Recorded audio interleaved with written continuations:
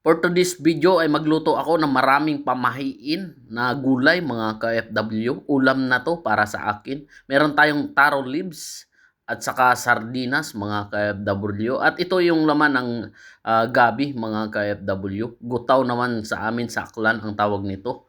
Iyon. Ready na po ito mga ka-FW. Iyon.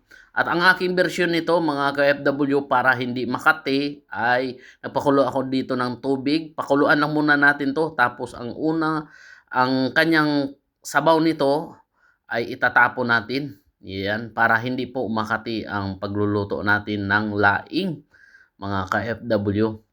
Yan, itatapon na natin yan mga ka-FW. At ilagay ko na dito sa kawali mga ka-FW at maglagay na ako dito ng gata.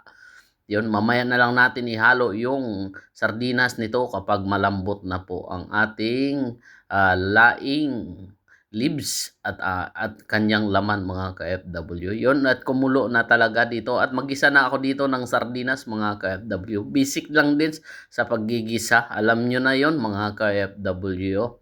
Yun.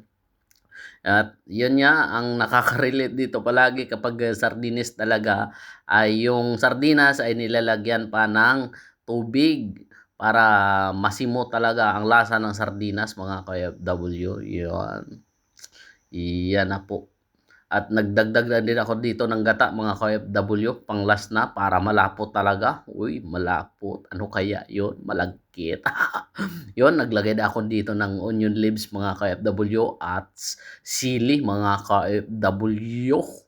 Yun, kapag ganito ang ulam namin sa Aklan mga ka-FW ay magpakabusog ang magpasipa sa kabayo. Yun, goods na po ito mga ka-FW. Malapit na tayo kumain ito. Ano pang hinihintay nyo? Kumuha na kayo ng bahaw dyan. Tara! Tara, kain tayo mga ka-FW. Luto na yung laing natin. Sa Aklan po itong tawag nito ay ginataang gutaw kung sa Aklan. Tara, kain tayo. Pero bago ang lahat, magpasalamat muna tayo kay Lord.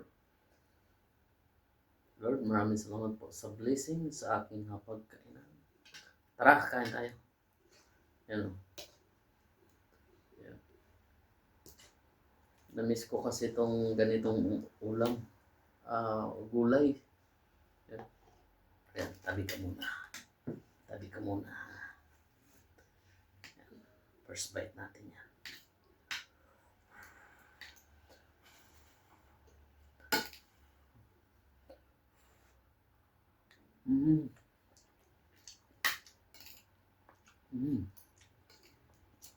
Yummy.